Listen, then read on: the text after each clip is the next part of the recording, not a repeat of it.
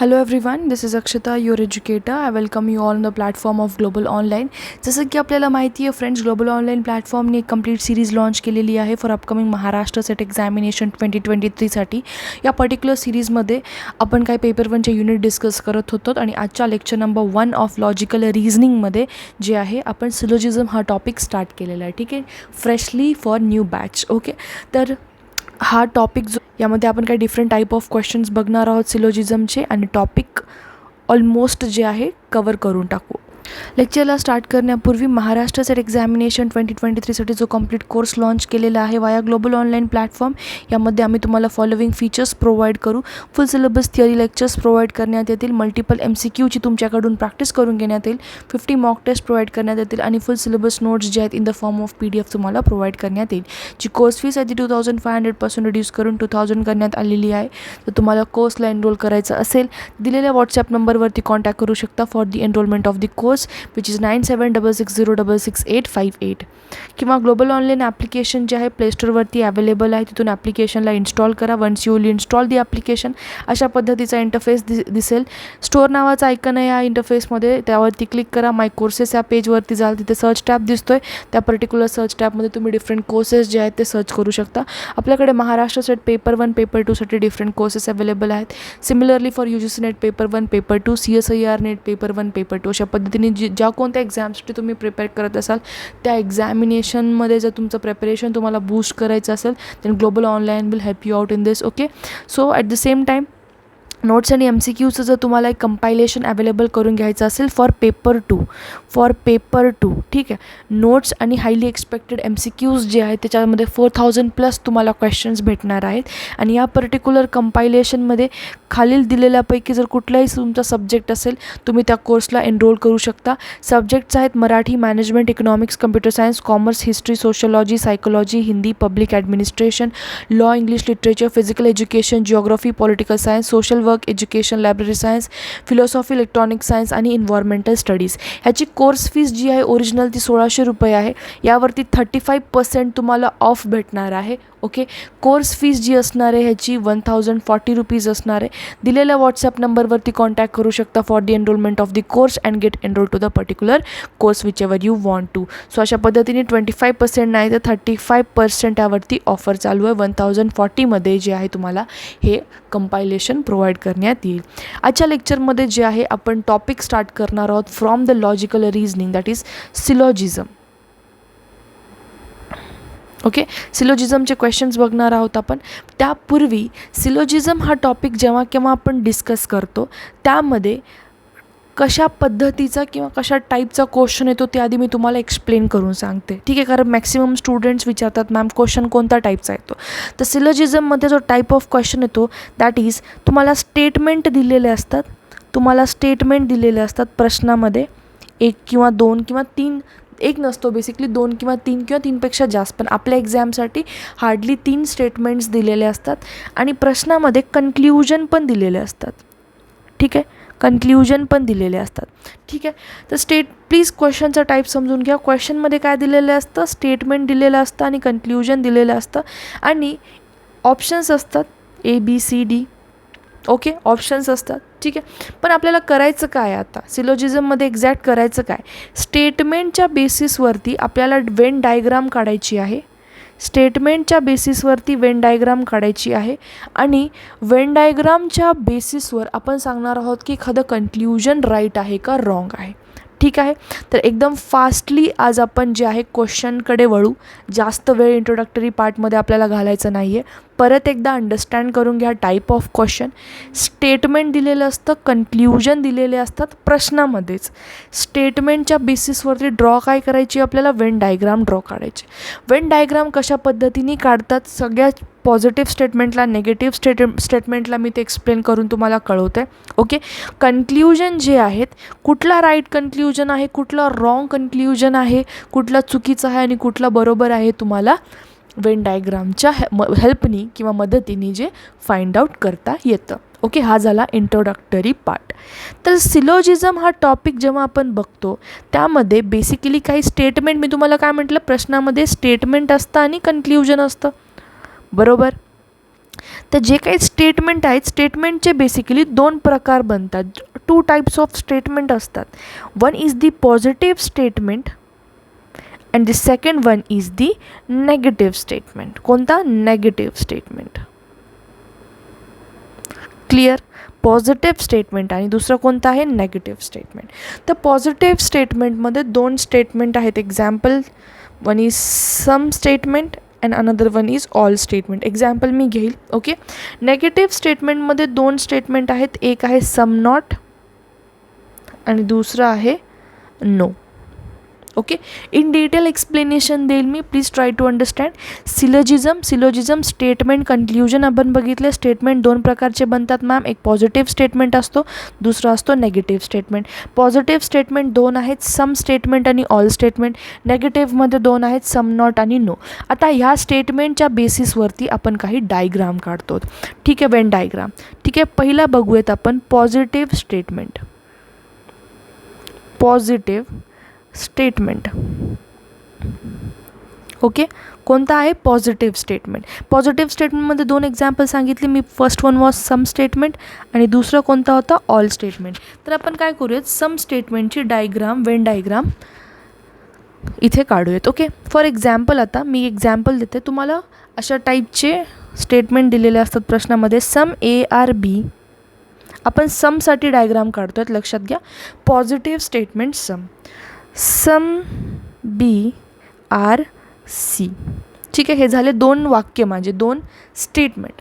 स्टेटमेंटच्या बेसिसवर Venn diagram काढायची मी बोलली होती. कशी काढतो डायग्राम, लक्षात घ्या. आता बघा, ज्यांना वेन डायग्रामबद्दल काही आयडिया नाही, ह्या दोन वाक्याच्या बेसिसवर आपण एक वेन डायग्राम काढणार आहोत. वेन डायग्राम कशी, लक्षात घ्या. सम ए आर बी, काही ए जे आहेत, एक सेकंड, काही जे ए आहेत, ओके, ते काय आहे? तो बी आहेत. बी आहेत. ओके. सम ए आर बी, काही ए बी आहेत. मला सांगा, हे झाला एचा सर्कल, हे झाला एचा सर्कल, बरोबर, आणि हा झाला बीचा सर्कल. बी आणि एमध्ये काही ए काय आहेत? बी आहेत. सम ए आर बीचा वाक्याचा अर्थ काय होतो की काही ए बी आहेत, आणि सम बी आर सीचा अर्थ काय होतो? काही बी काय आहेत? सी आहेत. ठीक आहे, हा दुसरा वाक्य पकडा. सम बी आर काय? सी. क्लिअर? आपण इथे काय बघितलं? Some A are B, some B are C. काही ए काय आहे? तो बी आहेत. ए आणि बी मध्ये काहीतरी सिमिलॅरिटी आहे. बी आणि सी मध्ये काय आहे? काहीतरी एक सिमिलॅरिटी आहे, ज्याला मी कशाने दाखवलं? ह्या शेडेड पोर्शननी दाखवलं. सिलोजिझममध्ये मी जे एक एक शब्द सांगत आहे, प्रत्येक शब्दाकडे लक्ष असायला पाहिजे तुमचं, कारण मी जे ते शेडेड पोर्शन हा शब्द वापरला, जो ग्रीन कलरनी मी ही जी जाळी बनवली, ह्या ही जी जाळी आहे किंवा हे जो शेडेड पोर्शन आहे, या शेडेड पोर्शनच्या बेसिसवरतीच आपल्याला स्टेटमेंट राईट आहे का रॉंग आहे हे आज सांगायचं आहे. ओके. शेडेड पोर्शन लक्षात घ्या. फक्त वेन डायग्राम सगळ्यांना समजली असेल. सम ए आर बी, काही ए बी आहेत. सम बी आर सी, काही बी सी आहेत. त्याच्या बेसिसवरती मी इथे वेन डायग्राम काढली. वेन डायग्राममध्ये मी काय केलं? हे शेडेड पोर्शन काढला, बरोबर. हे काही ए आणि बी मधली सिमिलॅरिटी आहे आणि हे काही बी आणि सी मधली सिमिलॅरिटी आहे. ठीक आहे, हे झाला सम स्टेटमेंट. आता दुसरा जो स्टेटमेंट आहे दॅट इज ऑल स्टेटमेंट. दुसरा पॉझिटिव्ह स्टेटमेंट कोणता आहे? ऑल. ऑलचं एक्झाम्पल घेऊ आपण. All A are B, all B are C, all C are D. वाक्य समजून घ्या. सर्व ए जे आहेत ते काय आहे? तो बी आहेत. सर्व बी काय आहेत? सी आहेत. सर्व सी काय आहेत? डी आहेत. ठीक आहे, हे झाले तीन स्टेटमेंट, हे झाले तीन वाक्य. कशाचे? ऑलचे. हे कशाचे झाले? ऑलचे. ठीक आहे. आता ऑलच्या बेसिसवरती जे स्टेटमेंट आहेत, ऑल स्टेटमेंटच्या बेसिसवर आता आपण वेन डायग्राम काढू. कशी काढणार? प्लीज सर्वांचं लक्ष असायला पाहिजे. सर्व जे काही ए आहेत, ऑल ए, सर्व ए काय आहे? तो बी आहेत. सर्व ए काय आहेत? बी आहेत. सर्व बी काय आहेत? सी आहेत. आणि सर्व सी काय आहे तो डी आहेत. मी इथे नेम करते आता एक एक करून. आधी मी सर्कल काढले. सर्व ए काय आहेत, बी आहेत. जे सगळे बी आहेत ते काय आहेत, सी आहेत. सर्व सीचा सर्कल कशात येणार आहे, डीमध्ये. ही झाली वेन डायग्राम ऑलसाठी वेन डायग्राम. ठीक आहे. ह्याच्या रिगार्डिंग मी तुम्हाला काही शॉर्ट ट्रिक्स पण एक्सप्लेन करते. बट आधी हे समजून घ्या, all A are B, all B are C, all C are D. वाक्य क्लिअर आहेत एकदम. ओके. तर यामध्ये तुम्हाला शेडेड पोर्शन कोणता दिसतोय, शेडेड पोर्शन काय दिसतोय लक्षात घ्या. सर्व ए काय आहेत मॅम, सर्व ए, सगळे ए कशात आहेत, बीमध्ये आहेत. ठीक आहे. सर्व बी, सगळं बी सीमध्ये. ह्याचं एक एक्झाम्पल देते मी तुम्हाला. समजा पुणे सिटी आहे, पुणे ही सिटी आहे. सर्व पुणे कुठल्या स्टेटमध्ये येतं, महाराष्ट्रात येतं, बरोबर. आणि सर्व जे महाराष्ट्र आहे, complete portion of Maharashtra geographically कुठे येतं, इंडियामध्ये येतं. ठीक आहे. मी असं बोलू शकते का यामध्ये की सर्व इंडिया पुण्यामध्ये येतं, बोलू शकते का, नाही बोलू शकत. पण मी काय बोलू शकते, सर्व पुणे इंडियात येऊ शकतं, सर्व पुणे महाराष्ट्रात येऊ शकतं, बरोबर. ह्याच्या बेसिसवरती मी तुम्हाला एक यामध्ये ट्रिक सांगते. दॅट इज, जेव्हा केव्हा तुम्हाला ऑल स्टेटमेंटवाले प्रश्न येतात तेव्हा एक लक्षात घ्यायचे, जेवढे कन्क्ल्युजन्स मधून बाहेर दिलेले आहेत, मधून बाहेर म्हणजे काय की सर्व पुणे महाराष्ट्र आहे, सर्व महाराष्ट्र इंडिया आहे. That is all Pune is Maharashtra, all Maharashtra is India. जर असे वाक्य दिले असतील तर प्रत्येक ऑलचं वाक्य राईट जाणार आहे. All A are B, all B are C, all C are D. Okay. किंवा आपण काय बोलू शकतो, all A are C, all A are D. प्रत्येक वाक्य मधून जाणारा बाहेर वाक्य बरोबर जाणार. बट बाहेरून मध्ये येणारे वाक्य चुकीचे जातात. ऑलसाठी बोलत आहे मी, ऑलसाठी.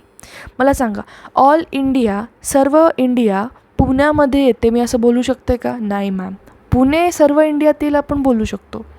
पुणे जो कंप्लीट पोर्शन आहे, it is coming in all over the India, we can say like that. But we can not say हे स्टेटमेंट की सर्व इंडिया पुण्यात येतं, की ऑल इंडिया इज पुणे. हे वाक्य चुकीचं जातं. म्हणून प्रत्येक जो स्टेटमेंट आहे जो बाहेरून आतमध्ये येत आहे, ऑलवाला बाहेरून आत म्हणजे काय, all India is Pune, all India is Maharashtra, all India is किंवा ऑल महाराष्ट्र इज पुणे. प्रत्येक स्टेटमेंट रॉंग जाणार. ओके. क्लिअर. बट मधून येणारा बाहेरचा वाक्य म्हणजे काय, लक्षात घ्या. ऑल पुणे आर महाराष्ट्र, पुणे महाराष्ट्रात येतं, बरोबर गेलं वाक्य. ऑल पुणे इंडिया, बरोबर गेलं वाक्य. ठीक आहे. जरी समजलं नसेल, मी तुम्हाला परत एकदा एक्सप्लेन करते. ॲटलिस्ट वेन डायग्राम कळू द्या. वेन डायग्राम ऑलची समजली, एवढं जरी इनफ समजलं असेल तर it is more than enough for the Venn diagram. Okay. जे काही लॉजिक आहे मी तुम्हाला ॲज क्वेश्चन्स येतील तसे एक्सप्लेन करत जाईल. ओके. हे झाली ऑल स्टेटमेंट. सॉरी, हे थोडंसं. ओके. हे झाले ऑल स्टेटमेंट. आता जे दुसरी स्टेटमेंट आपण बघणार आहोत दॅट इज सम नॉटची जी डायग्राम आहे ते आपण नंतर बघूयात वेन डायग्राम. आत्ता आपण बघूयात नो स्टेटमेंटसाठी मी ते एक एक्झाम्पल देते तुम्हाला. सम, 2 वाक्य देते. Some A are B, no B are C. वाक्य समजले. 2 वाक्य दिलेत. 2 वाक्याच्या बेसिसवर वेन डायग्राम काढायचे. पहिलं वाक्य काय आहे, काही ए काय आहे तो बी आहे. तर सम ए आर बी. ए आणि बीमध्ये काहीतरी ते सिमिलॅरिटी दिसत आहे. एवढं क्लिअर. ओके. पण कुठलाच बी सी नाही आहे. ही झाली नोची डायग्राम. नो डायग्राम आली असेल, नो आला असेल स्टेटमेंटमध्ये, तुम्हाला असं रिप्रेझेंट करायचं की कुठलाच बी सी नाही आहे. ठीक आहे. एक लक्षात घ्या की बी आणि सी कुठलाच बी सी नाही आहे. ह्याचा अर्थ हे होत नाही की बी आणि सीमध्ये नातंच नाही आहे मॅडम. ह्याचा अर्थ असं नाही होत. बी आणि सीमध्ये नातं आहे पण नेगेटिव्ह नातं आहे. रिलेशन आहे मॅम, पण नेगेटिव्ह रिलेशन आहे. काय आहे, नेगेटिव्ह रिलेशन एक्झिस्ट करतं. क्लिअर. एवढं समजलं. ओके. तर यावरनं आता तुम्हाला मी एक समरी सांगते. इंट्रोडक्टरी पार्टमध्ये काय काय बघितलं आपण बघितलं सिलोजिझममध्ये काय बघितलं आपण, बेसिकली त्याचे क्वेश्चनचा टाईप समजला की एक स्टेटमेंट असतात, कन्क्ल्युजन दिलेले असतात मॅम आणि ऑप्शन असतात. ठीक आहे. स्टेटमेंटच्या बेसिसवरती आपण डायग्राम काढली. स्टेटमेंट आपण सांगितले किती प्रकारचे असतात, 2 प्रकारचे, पॉझिटिव्ह स्टेटमेंट आणि नेगेटिव्ह स्टेटमेंट. पॉझिटिव्ह स्टेटमेंटमध्ये 2 स्टेटमेंट येतात, एक सम आहे आणि दुसरा कोणता आहे, ऑल. समचे आपण एक्झाम्पल बघितला, सम डायग्राम काढून बघितली, बरोबर. ऑलचे जे आहेत आपण वेन डायग्राम काढून बघितली एक्झाम्पल घेऊन, बरोबर. तशाच पद्धतीने जी आपण नो डायग्राम जी होती, नो, त्याचीसुद्धा आपण काय, नो स्टेटमेंट, त्याची पण आपण वेन डायग्राम काढून बघितली. आता आपण जो पोर्शन बघणार आहोत that is the question part. Okay. So हे काही क्वेश्चन्स आहेत. बेसिकली मी क्वेश्चन सारखेच ठेवलेले आहेत फॉर इच बॅच. ओके. कारण ह्याच्यात ते टाईप्स जे आहेत क्वेश्चनचे ते मी बाहेर काढलेले आहेत. तर एक क्रॅश कोर्सला आपण घेतलेलं आहे. ज्या स्टुडंट्सला क्रॅश कोर्सला नाही समजलं त्यांनी इथून क्लिअर करून घेऊ शकतात. Okay. So very first question, some apples are banana and some banana are chocolate. समसाठी मी तुम्हाला स्टेटमेंटच्या थ्रू वेन डायग्राम काढायला शिकवली होती की काही सफरचंद काय आहेत, केळी आहेत, आणि काही केळी काय आहेत, चॉकलेट आहेत. आधी काय करू, फक्त विधानांकडे लक्ष द्यायचं, स्टेटमेंटकडे लक्ष द्यायचं आहे. तर स्टेटमेंट काय बोलते लक्ष द्या. स्टेटमेंटवरून डायग्राम काढू आता आपण. सम ॲपल, काही ॲपल जे आहेत ते काय आहेत, बनाना आहेत, आणि काही बनाना काय आहेत, चॉकलेट आहेत. ही झाली समसाठी डायग्राम. ओके. काही ॲपल, लक्षात घ्या इथे, काही ॲपल, हे झालं ॲपलचा सर्कल. काही ॲपल काय आहेत, बनाना आहेत, आणि काही बनाना काय आहेत, चॉकलेट आहेत. ठीक आहे. ही झाली डायग्राम. मला सांगा, मी तुम्हाला एक पोर्शन सांगितला होता, कोणता, हा शेडेड पोर्शन. शेडेड पोर्शन, प्रश्न आपल्याला शेडेड पोर्शनच्या बेसिसवरच सोडवायचे आहेत. एवढं क्लिअर आहे. प्रश्न आपल्याला शेडेड पोर्शनलाच बघून सॉल्व करायचे आहेत. तर मला सांगा, आता वेन डायग्राम काढली मॅम, स्टेटमेंटच्या बेसिसवरती, विधानांच्या बेसिसवरती वेन डायग्राम काढली. आता आपल्याला ज्याच्याकडे फोकस करायचं दॅट इज कन्क्ल्युजन, निष्कर्ष. ठीक आहे. निष्कर्ष, कन्क्ल्युजन सोडवताना तुम्हाला एकच गोष्ट फोकस करायची आहे, that is this shaded portion. So based upon that you will be able to answer maximum of the questions, right? So what is the very first conclusion? Sum A R C. एक लक्षात घ्या सम A R C. आपण हे फक्त shaded पोर्शनकडे बघून सांगू शकतो का? पहिली गोष्ट, सम आपण शेडेड पोर्शनकडे, पहिल्या शेडेड पोर्शनकडे बघून काय सांगू शकतो की मॅम काही A B आहेत, काही A B आहेत.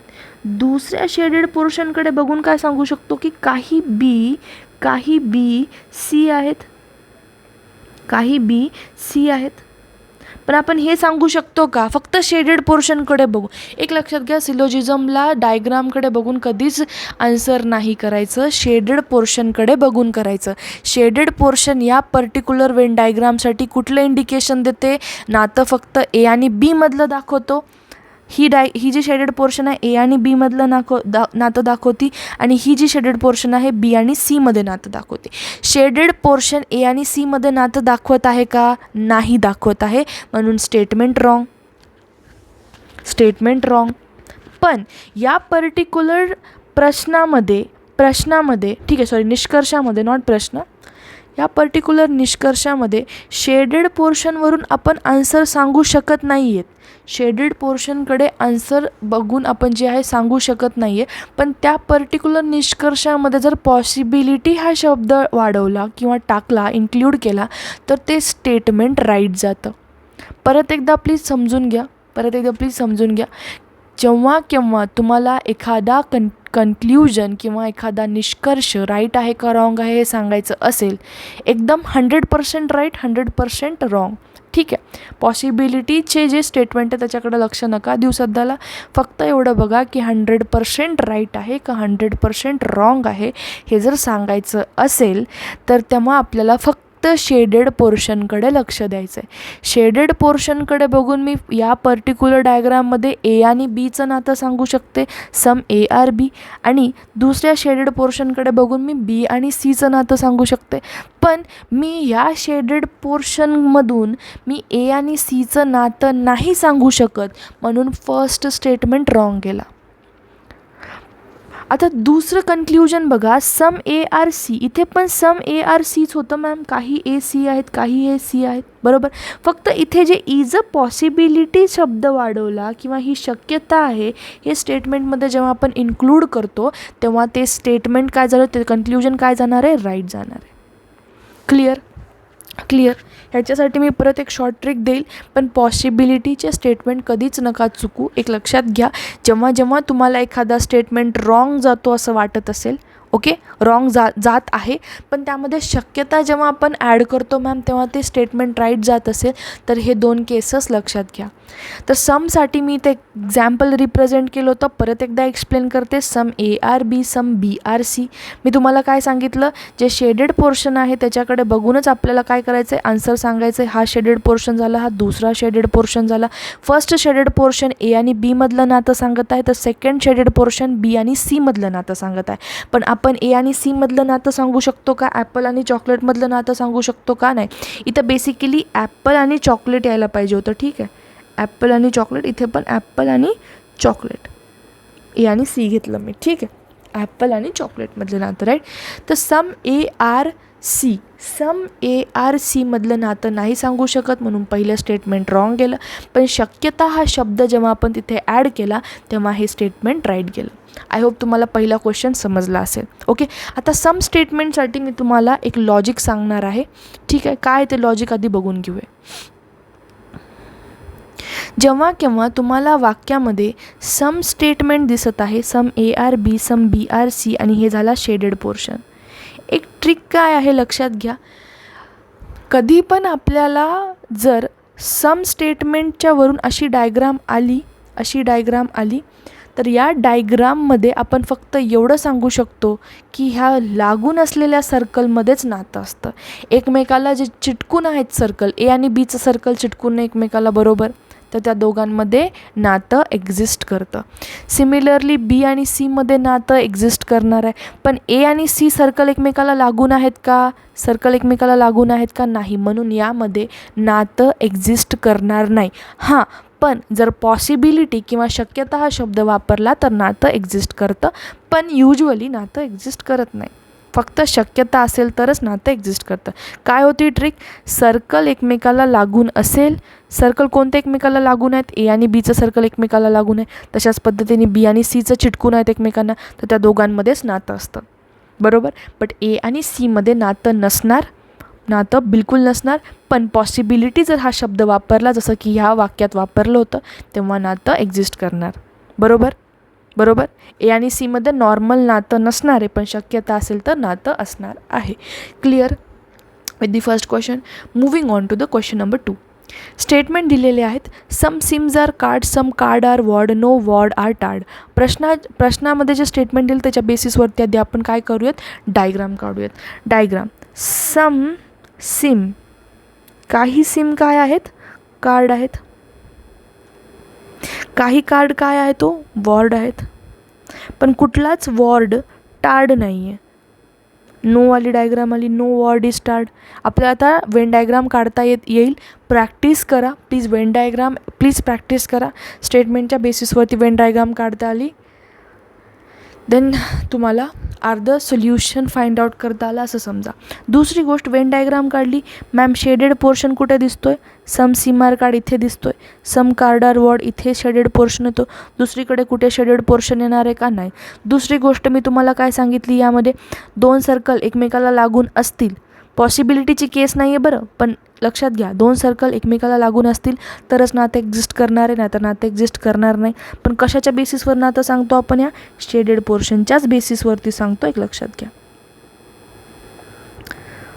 ओके, आता वेन डायग्राम काढली. आता बघू conclusion 1 bye 1. Some SIM are tarred, काही सिम काय आहेत, तर टार्ड आहेत. सर्कल एकमेकाला लागून आहे, सर्कल एकमेकाला लागून नाही. नातं एक्झिस्ट करणार आहे, नातं एक्झिस्ट करणार नाही, म्हणून हे स्टेटमेंट रॉंग. ओके, वाक्य सी बघा आता. सम SIM are tarred, some SIM are tarred, some SIM are tarred. काही सिम टार्ड आहेत, काही सिम टार्ड आहेत. पहिलं वाक्य तर रॉंग गेलं, पण पॉसिबिलिटी हा शब्द जेव्हा येतो, शक्यता जेव्हा हा शब्द आला याच्यामध्ये, हे वाक्य काय झालं, बरोबर झालं. सर्कल एकमेकाला लागून नाही आहेत म्हणून पहिलं वाक्य चुकीचं. पॉसिबिलिटीची कंडिशन होती का? नव्हती. पण सी वाक्यामध्ये पॉसिबिलिटीची कंडिशन ॲड झाली म्हणून दोघांमध्ये नातं एक्झिस्ट करतं, म्हणून ऑप्शन नंबर सी राईट गेला. ठीक आहे. ऑप्शन नंबर बीकडे फोकस करा आता. No sim are tard. No sim are tard प्रश्नामध्ये तर सिम आणि टार्डमध्ये तर मॅम नातं नाही आहे आणि वाक्य पण तेच सांगत आहे, नो सिम आर टार्ड, म्हणून हे वाक्य राईट जायला पाहिजे का? म्हणून हे वाक्य राईट जायला पाहिजे असं तुमचं म्हणणं असेल. कारण सिम आणि tard, no sim and tard, तर दोघांमध्ये नातं नाहीच आहे. बरोबर आहे. नो सिम आर टार्ड वाक्य तेच सांगत आहे. पण एक लक्षात घ्या, कुठलाही स्टेटमेंट असू द्या नोसाठी, कुठलाही स्टेटमेंट असू द्या नोसाठी, आन्सर रॉंग जाणार आहे. जर सर्कल एकमेकाला लागून नसेल, सर्कल एकमेकाला लागून नसेल, कुठलाही स्टेटमेंट असू द्या, सम असेल, ऑल असेल, नो असेल किंवा कुठला पण, त्यामध्ये रिलेशन किंवा नातं एक्झिस्ट करणार नाही. म्हणून हे जे ऑप्शन आहे, ऑप्शन बी चुकीचं आहे. प्लीज हे सगळ्यांना, मॅक्सिमम स्टुडंट्सला लास्ट बॅचमध्ये पण कन्फ्यूज झालेलं आहे, याला बिलकुल कन्फ्यूज होऊ द्यायचं नाही. हे वाटलंच तुम्ही हायलाईट करून ठेवा. यामध्ये no sim are tard, sim आणि टार्डमध्ये मॅम सर्कल एकमेकाला तर लागून नाही आहे, सर्कल एकमेकाला तर लागून नाही आहे. पण आपल्याला काय वाटतं की सर्कल एकमेकाला लागून नाही आहे म्हणजे नातं एक्झिस्ट करणार नाही. वाक्य नंबर 2 काय म्हणते? No sim are tard, sim आणि टार्डमध्ये रिलेशन नाही आहे. पण हे स्टेटमेंट चुकीचं आहे. पण हे स्टेटमेंट काय आहे? चुकीचं आहे. का चुकीचं आहे?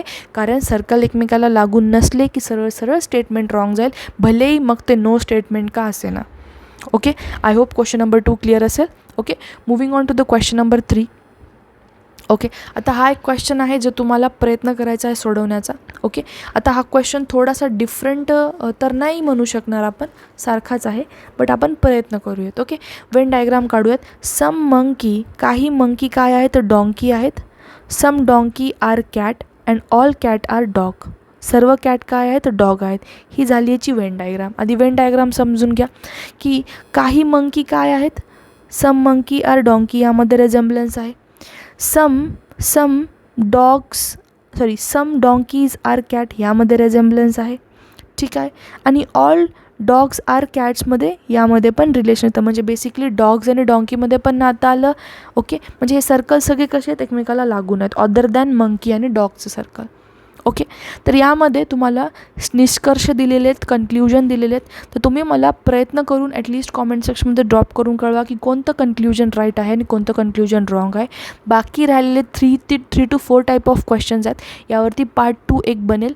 अँड जो सिलोजिझम हा टॉपिक आहे तो इथेच एंड होऊन जाईल. ठीक आहे. हा प्रयत्न करा क्वेश्चन सोडवण्याचा. एक लक्षात घ्या, जेवढे टाईप ऑफ सिलोजिझमचे मी क्वेश्चन सोडून घेत आहे त्याच्या बाहेरचा कुठलाही टाईपचा क्वेश्चन तुम्हाला एक्झाममध्ये येणार नाही. तर सिलोजिझम हा टॉपिक एकदम व्यवस्थित इथेच क्लिअर करून घ्या. आणि आजच्या लेक्चर पुरतं जे आहे एवढंच होतं. So thank you for watching it. आज रेकॉर्डेड टाकलं कारण माझ्याकडे नेटवर्क इश्यू होतं, त्यामुळे मी आधीच रेकॉर्ड करून ठेवलं आहे. ओके. सो कुठल्याही पद्धतीचा डाऊट असेल then let me know in the comment section. आणि प्लीज आन्सर जो मी तुम्हाला होमवर्कसाठी दिलेला आहे तो प्रयत्न करा सोडवण्याचा. So this was end of today's lecture. Thank you for watching it. If you are liking the video please hit the like button. आणि कॉमेंट सेक्शनमध्ये जे आहे नक्की मला ड्रॉप करून कळवा की व्हिडिओ आवडत आहेत का नाही. आणि चॅनलला नवीन असाल तर नक्की सबस्क्राईब करा. Have a great day everyone. Bye.